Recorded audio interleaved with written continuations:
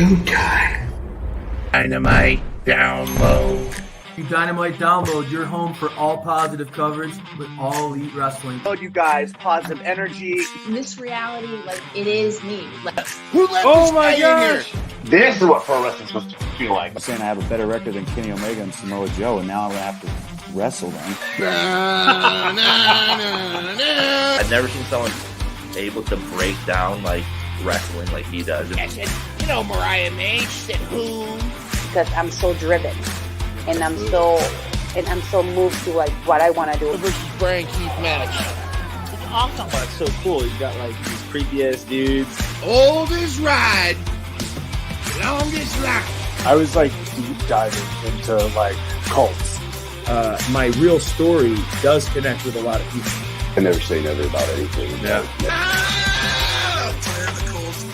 Back to do an interview with those guys. You know why? Because they spread positivity about AEW. Welcome to Dynamite Download. Woo! Welcome to Dynamite Download Special Edition, Special Mission Pro Wrestling Control Center. I am Mind Runner, and in the house is the lovely Miss Courtney. How you doing? I'm good, Mom Runner. How are you today? I'm doing great. I'm having to keep up with all this craziness. We've got this Ring of Honor, Supercard of Honor going on right now. We've got all the craziness surrounding WrestleMania weekend, but I still got my eyes on April 20th. It's Mission Pro Mania coming through, and we've got a very awesome guest with us tonight. We're bringing him on. We're actually jumped ahead an hour early due to a special request because he requested some beauty sleep because it's hard being the man of Mission Pro. So, ladies and gentlemen, I give you our guest at this time, the man of Mission Pro.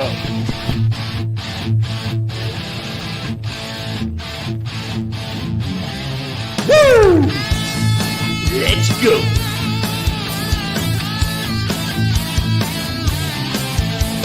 Spirit of the Alamo by his side. He's the red, white, and blue San Antonio pride. He's got bigger nuts than Buc-ee's and a lot more class. Your gender doesn't matter when he's kicking your ass. He's the Mission Pro Man. Mission Pro Man. He's the Mission Pro Man. Mission Pro Man. He's the Mission Pro Man. The man of Mission Pro, JP Harlow.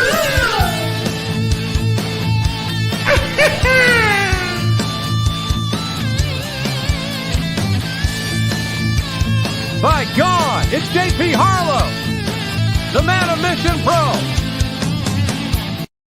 And here he is, everybody, ladies and gentlemen, the man of Mission Pro himself, J.P. Harlow. What's going on, my friend?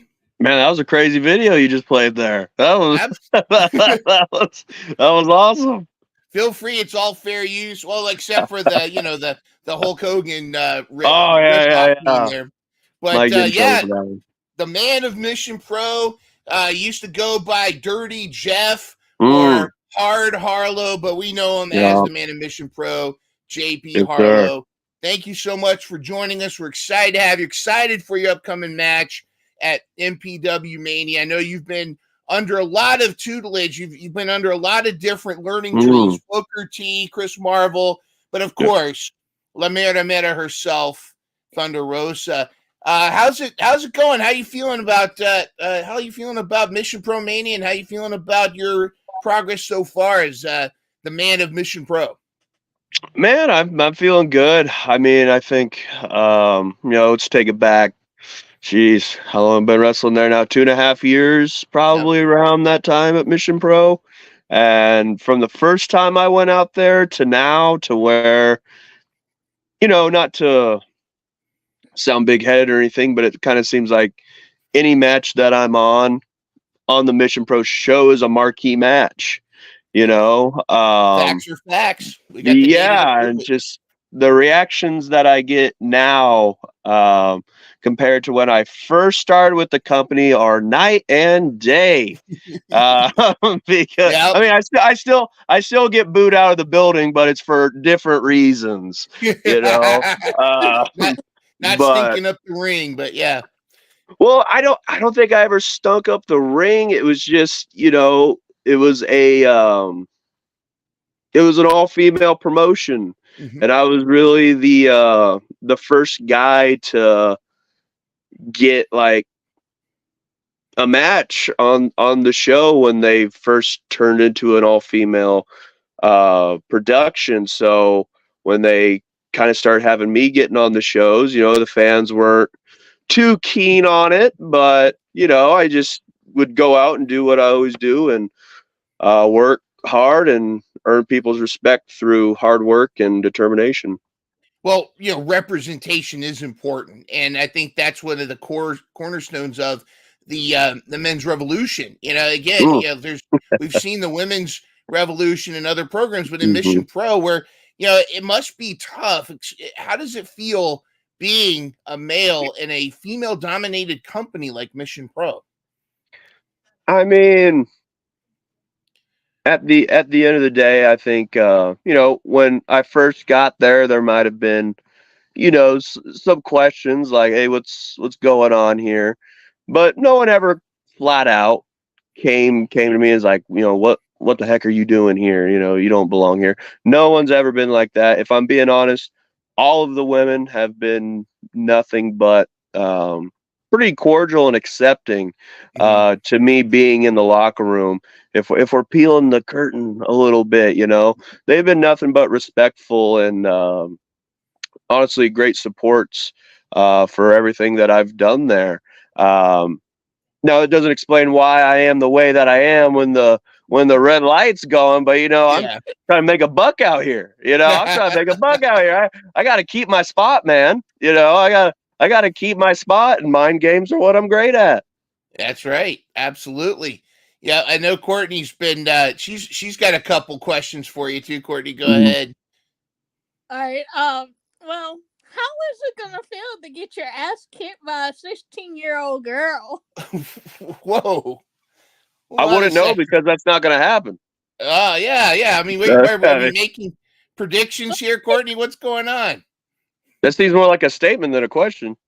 Yeah, in fact, I don't know if you've seen the recent video of JP and Thunder going to Mm. Goodwill, which I agree with you. There's not a whole lot of goodwill at Goodwill. No, yeah, Not a whole lot.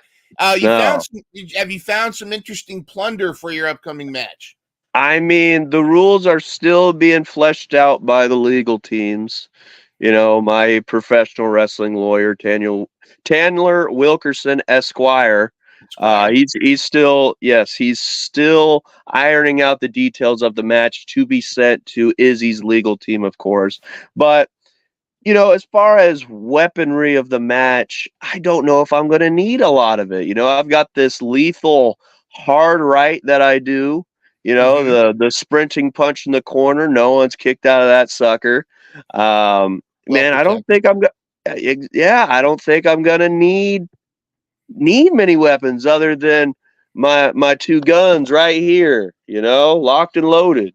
Locked and loaded. Exactly. Yes.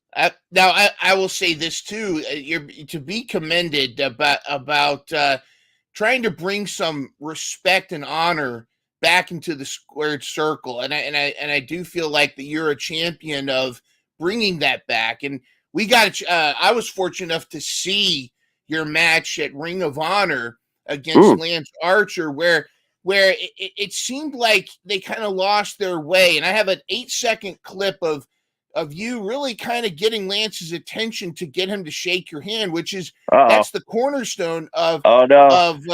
Ring of Honor. I was just getting his attention, Oh. and he finally said, "Okay, let's shake hands." Now, for legal reasons, we can't air the rest of Yeah. that clip, but No. that to me, that's such a brave moment to really, sacrifice your body and potential harm to push for that kind of respect. Is that something that you champion? I mean, it is, but if I have to be honest with myself, the slaps that I gave Lance that night were probably some of the worst slaps that I've ever thrown in my life. I should have probably leaned into it a little bit more. But when a dude's 7 foot tall, he's almost he might be 300 pounds. I'm not sure. But when a dude's that big, man, you try to gauge how much power is, and then you get in your own head, and so I think all I did was honestly just antagonize him more, and clearly gripped me by the throat and sent me down on my way, but I got him with a punch, so that's all that matters. That exactly. At the end of the day, you got to celebrate your victories. Yeah. You've had some very memorable matches, as you said.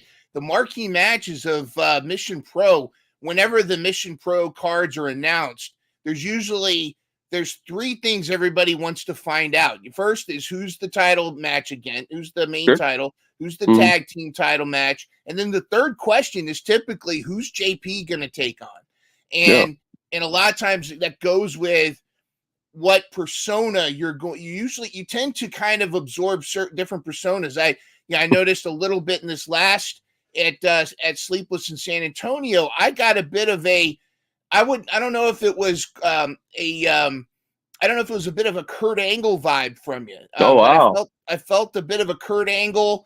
I was waiting for the straps down, and all you needed was a pair of gold medals, and I think you would have had that. Well, maybe we'll turn the trophy into a medal. Maybe we'll turn it into the Mission Pro medal. I don't know, but yeah, I mean, I've been wearing the thin strap 70s Olympic wrestling singlet for a while now. Honestly, probably since last summer, I think.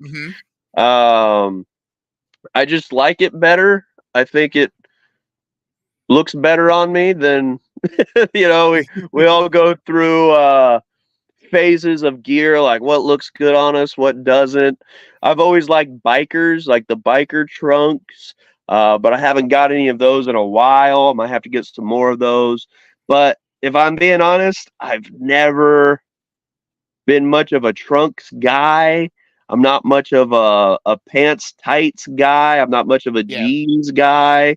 I just have always, I don't know why the bikers look so much better on me than the actual trunks, but to me, the singlets and the bikers are the way I go.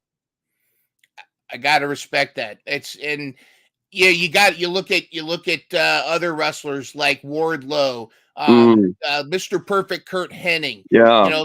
There's been a lot. That's been a classic gear set, and it to me it's a throwback to collegiate wrestling. It really honors the Dan Gables, all of the classic wrestlers that have come through and really been huge champions, of the Alexander Carell and going back to Kurt Angle, what have you, and even before he became the monster he was, Brock Lesnar was a wrestler too. So I do think it's a good throwback to that, and I did know. Speaking of your marquee matches, you participated in one of my favorite Mission Pro matches.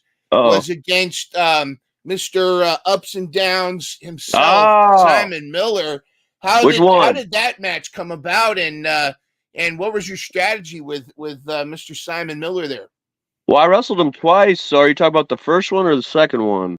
Well, it was the second one. I think it was at now I'm trying to remember. It was the one where you grabbed onto the I remember you grabbed onto the basketball hoop. Oh yeah. I think man, would that have been?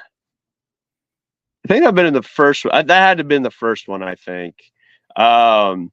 Yeah, so I mean, we could just talk about. Let's talk about the first one. We can go on the second one. So first one, it was just kind of Hard Day's Night. Yeah, Hard Day's Night. Yeah, Hard Day's Night. Yeah, that one was just kind of brought to me. Mission Pro management just kind of was like, "Hey, we're bringing in Simon Miller. He's a big YouTuber over in England. He's getting into wrestling because I'll be honest with you, I think my match with him was honestly one of his first few matches.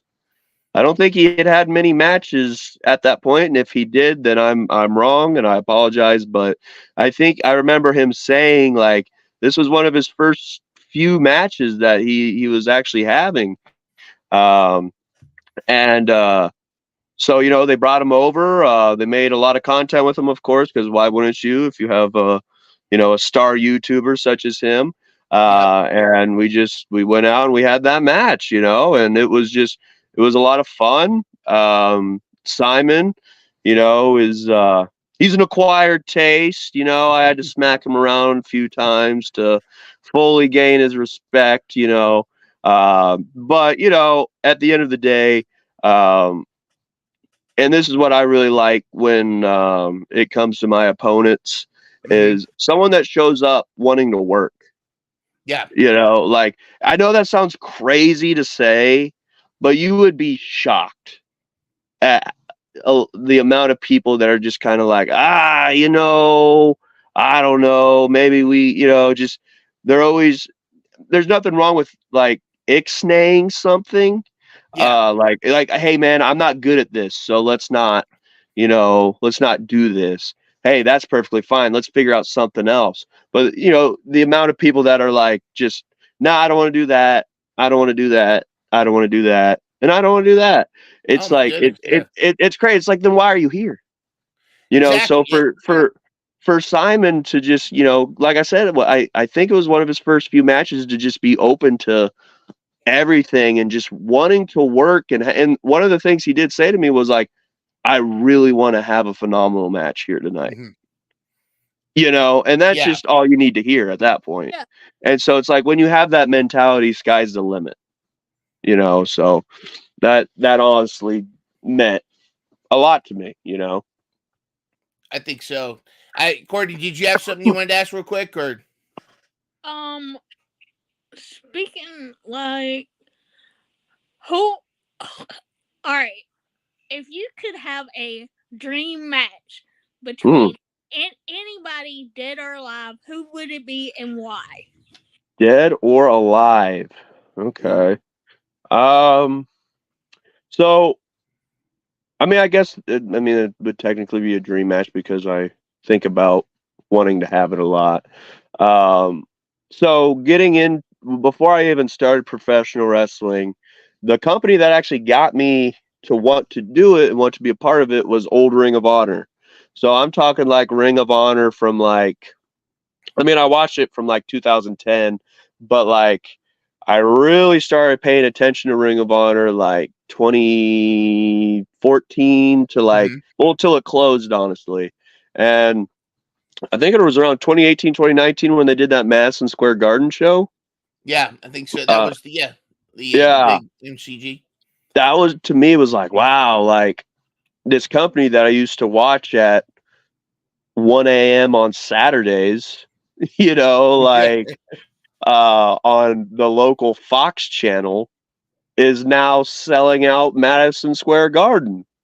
That's freaking incredible. And then it was around that time you start seeing all these Ring of Honor guys like going to WWE that may have never have gotten a chance years prior, and you start seeing all these guys like getting these great jobs. And to me, it was just like, wow, and Ring of Honor to me was always so closely related to like just amateur shoot style, which is what I grew up doing my entire life.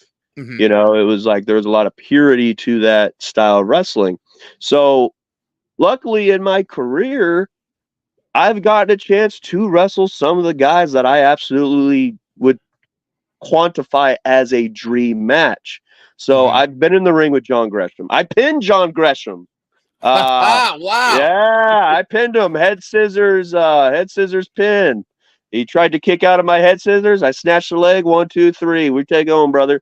And then I've been in the ring with Josh Woods. Yeah. Oh, who, let's be honest, most underrated wrestler. And I hate saying underrated because I feel like that's a backhanded compliment. But that dude, he's got the look. He's got the wrestling ability. And if they would just let him talk, oh my gosh. Like, also been fortunate enough to train with him sparingly through the years when he's in San Antonio. And, if they just let him talk, oh my gosh, he's a complete package. Maybe Like that guy. He needs to ditch Mark Sterling and, get the Mark Sterling always, maybe he's got some kind of cease and desist order. He doesn't want to get his client in trouble or something like that. Right. But to answer your question, I would say if there is somebody out there right now, I have like Trent Seven is someone that stands out to me. I would love to wrestle Trent Seven. But then You'd have I'm to also grow a a huge mustache out for that. I'd grow the beard out. I'd definitely be the heel. Yeah. No, but but I'm also a huge lover of tag team wrestling. Like I love tag team wrestling when it's done right, but what is right? You know what I mean? Like it's my perception of what is right, right? So a tag team that I'd love for Joey and I to face, old H2 Easy, would be the Grizzled Young Veterans. Nice. I think me personally, like I know everyone loves FTR and rightfully so. They are a phenomenal tag team. But if there is a tag team out there that I think is on the same level of FTR, if not better, is Grizzled Young Veterans. That would be it. That would be an interesting clash. Courtney, you want to see that? You want to book that? I want to book that. Can I book that and put the stipulations on it too? Oh. What stipulations would you put, Courtney? All right, so I'm a big lover of hardcore and lucha libre wrestling.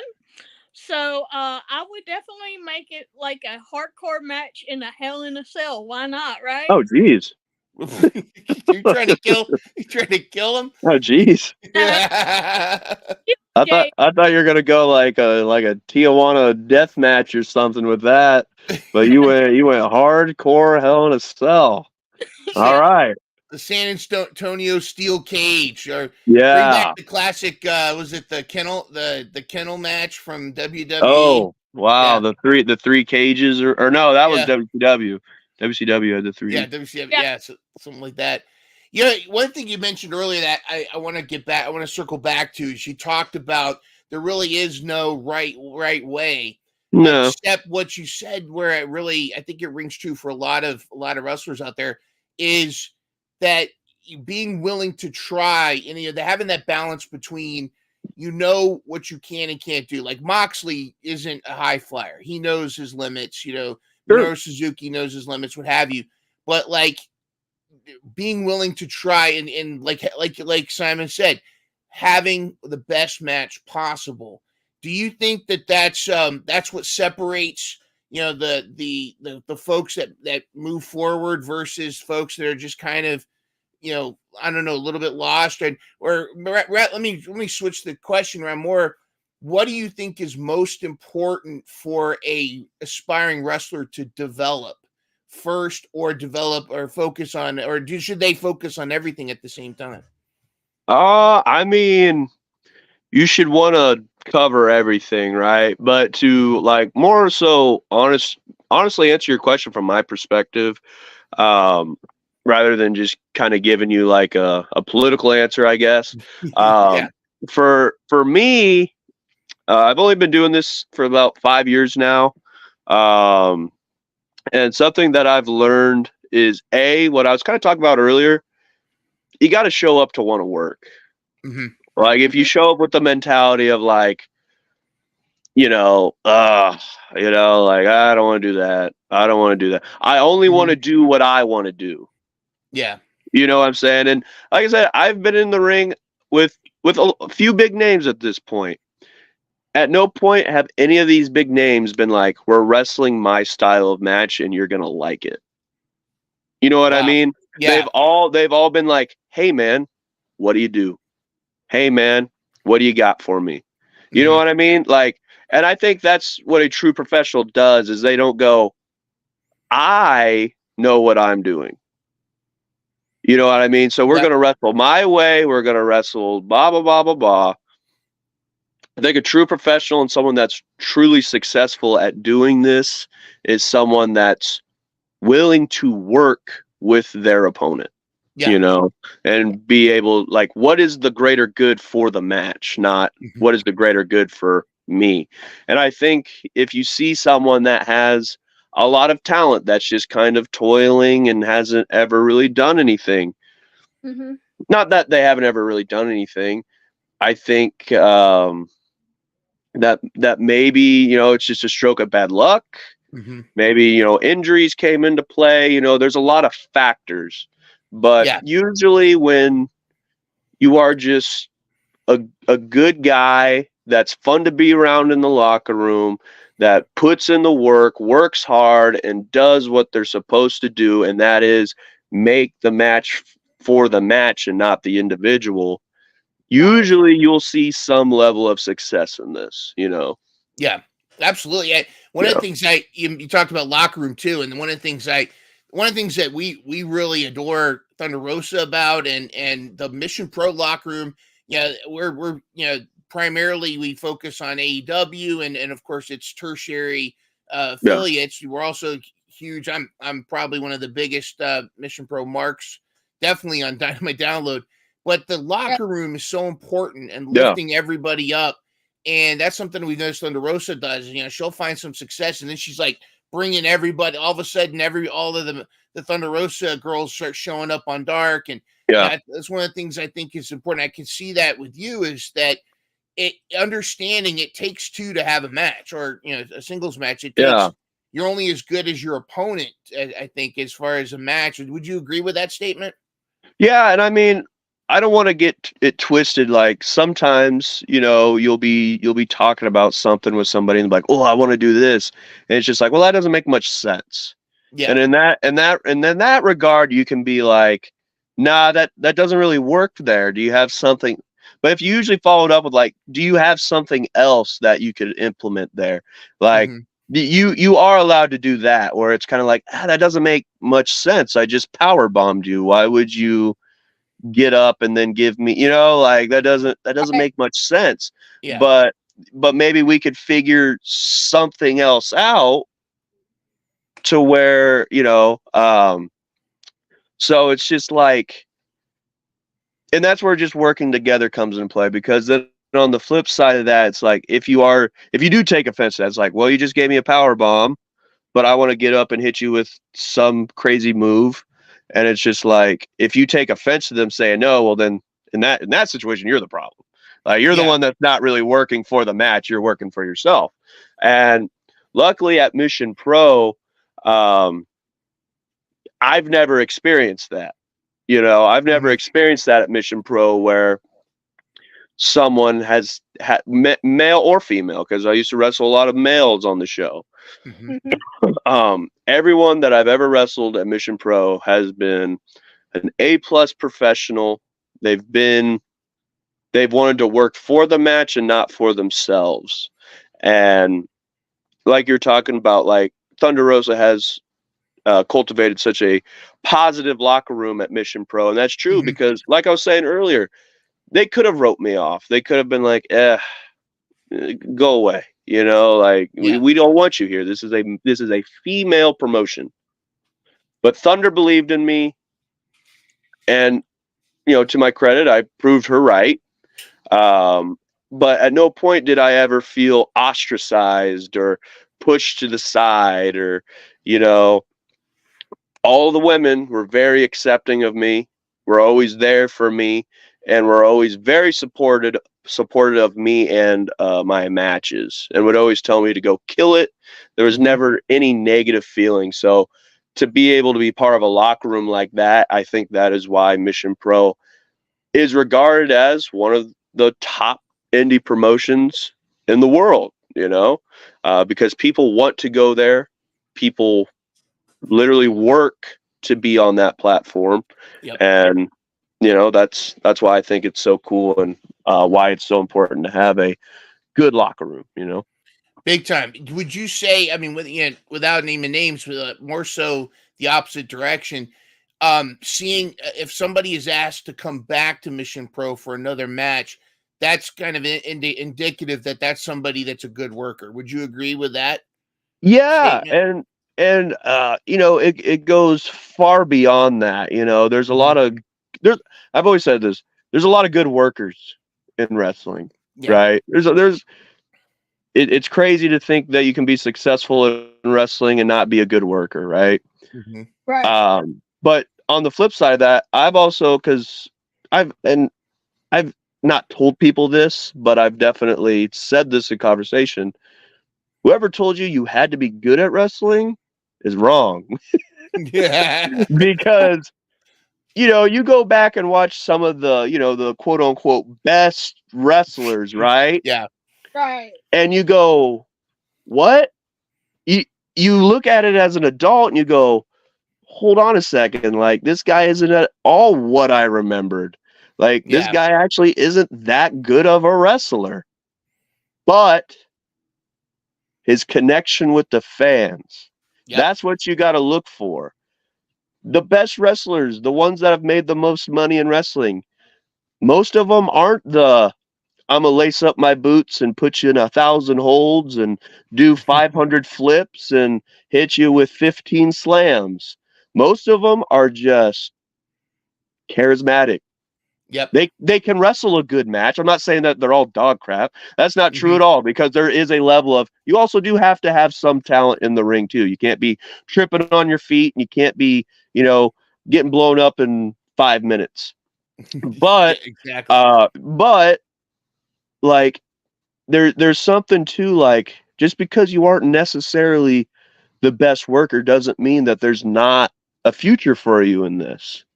As much as I hate to say it, because I love just the wrestling aspect of it, I love the technical stuff so much and work really hard at it.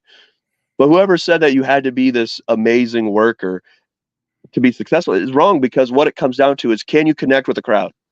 Yeah. Can you get a crowd to cheer you? Can you get a crowd to boo you? If you can't do either of those two things, it doesn't matter if you are a good wrestler, because if they're not reacting, that's what matters. I remember, Kurt Angle once talked in his book about his first match when everybody was shouting boring, and then he grabbed the microphone and he says, "You do not call a Olympic champion boring," and instantly got heat. Everybody starts booing him and got the reaction, and that's one of the things I really like is like you said, connecting with the crowd, reading the crowd, reading. If you can get heat, and that's something I noticed about you, is you have a great knack for generating heat, both on your promos, but also in the ring too. Is you know how to play the heel. It's important to have the crowd respond, and again, at the end of the day, we're putting on a show. I think it's the that doesn't work for me, brother. Mentality is definitely not. It's not going to. It usually won't lead for the best shows. You've had especially when it comes to working with unique talent such as Black Swan, which she is such a unique talent. You've had two back-to-back run-ins, the second being a casket match. How did the casket match get pitched to you, and what were your feelings about that? Well, I had beaten her in April, and then that's what happened. Was I had beaten her in April, and then we came back in August, I believe. Yeah, I think I came back in August. I don't really remember, but no, that June happened, because then I think I beat somebody else, and then I was in the tag, like the Fatal 4-Way tag match too.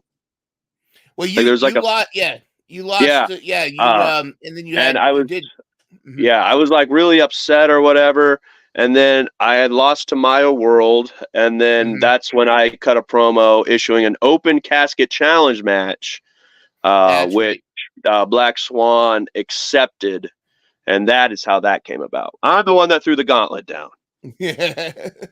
and Black Swan taking that in.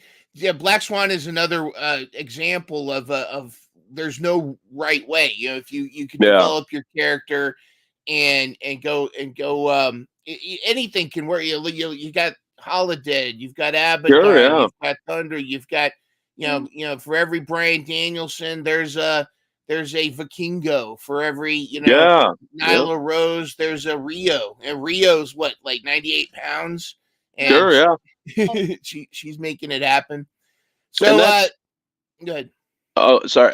And that's what I'm going with is like a lot of people talk about, you have to look the part, and of course you do. I'm currently on that journey. I'm currently trying to get back into better shape as I once was, because sometimes life happens, but there's always, and I had this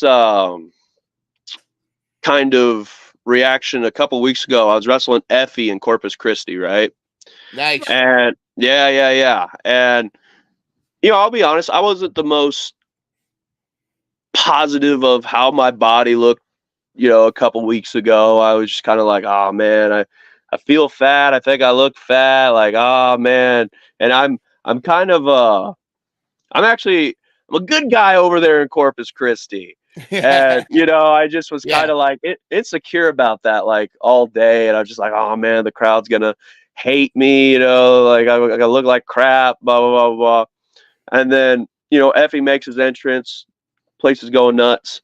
And then before they even play my music, they are chanting like "Let's get hard" for like 2 minutes before my music even plays. And I'm like, what? I'm like, what the heck? And then and then music hits. I go out there, crowd goes crazy, and I was still insecure about it, but like I was kind of like, at the same time, when you just bring the passion and charisma and just wanting to put on a show for people, that speaks more than technically how you look. You know what I'm trying to say? Like, exactly. It's once you're feeding off the crowd, that doesn't matter. That goes out the window. Yeah. People see you for you. And I think that's tremendous. Well, JP, this has been an awesome chat. We're excited. Courtney, have we turned you around a little bit with the Man of Mission Pro? Tiny bit. I'll never tell. I think that's a yes, JP. I think that's a yes. Well, before we let you go, we have a challenge for you right here, right now. This is our Fast Five.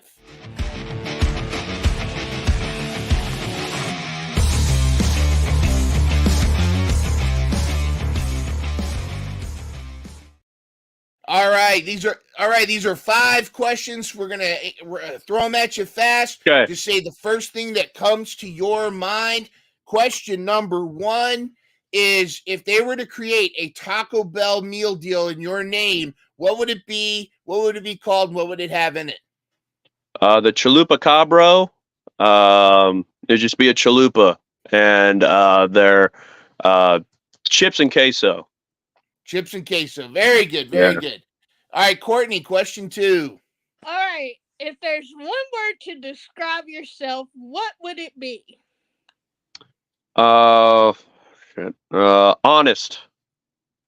Okay. Very good. Very good.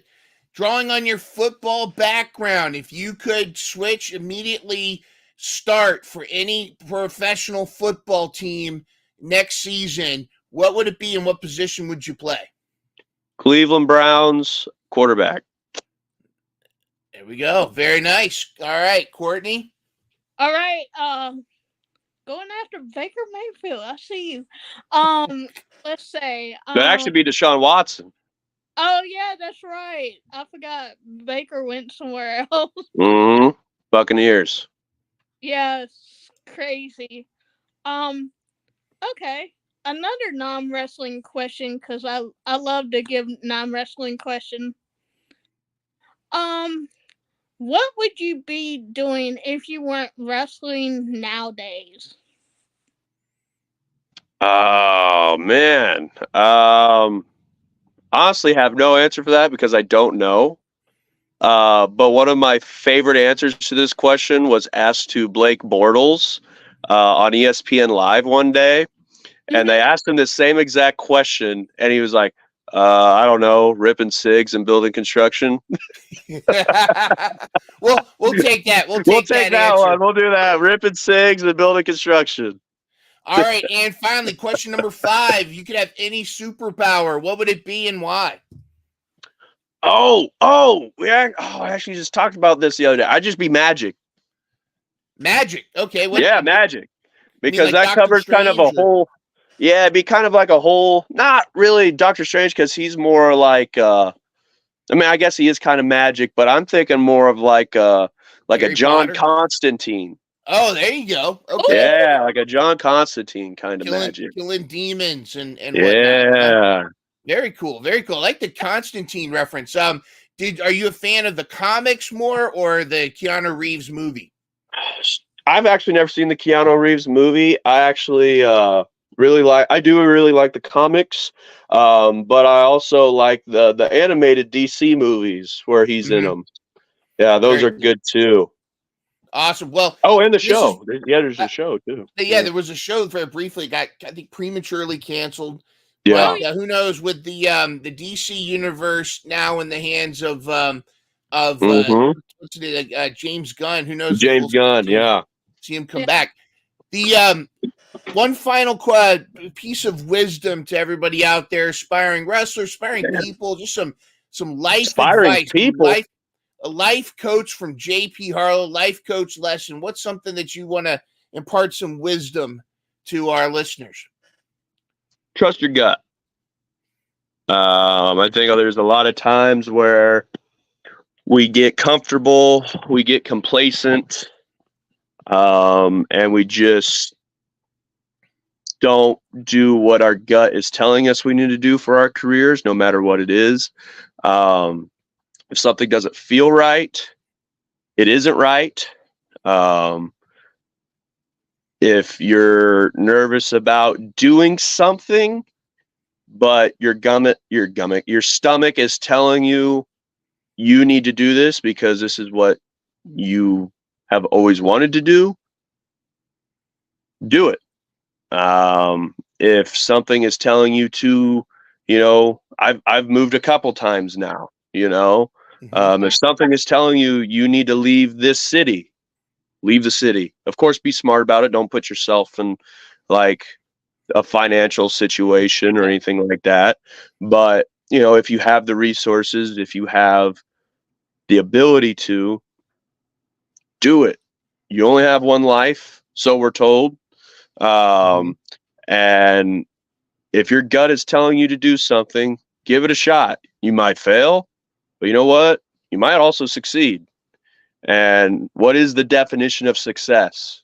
Like I look at my career, I've only been doing this for 5 years, and I've done more in just these 5 years. I get down on myself a lot.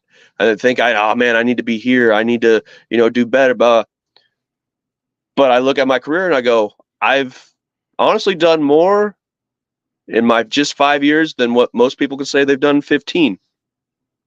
So yeah, what you got to, of course, make goals and try to accomplish those goals. But at the end of the day, chances are, if you just believe in yourself, you're honest with yourself, and you work hard and trust your gut, chances are you'll probably be really successful.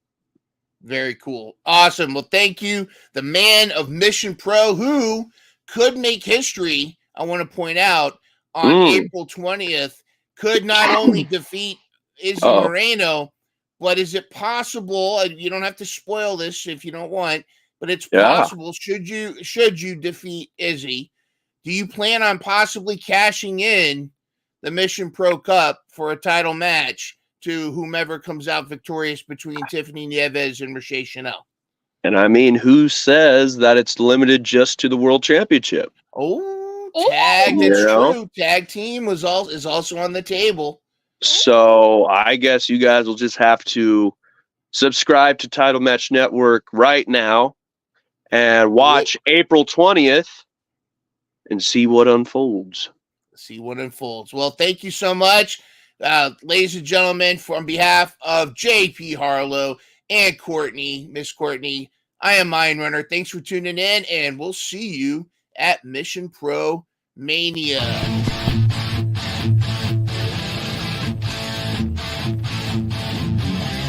Woo! Let's go.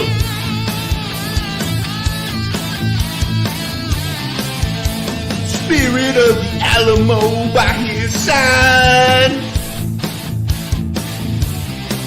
He's the red, white, and blue San Antonio pride. He's got bigger nuts than Buc-ee's and a lot more class. Your gender doesn't matter when he's kicking your ass. He's the Mission Pro Man. Mission Pro Man. He's the Mission Pro Man. Mission Pro Man. He's the Mission Pro Man. I've got the man of Mission Pro, JP Harlow.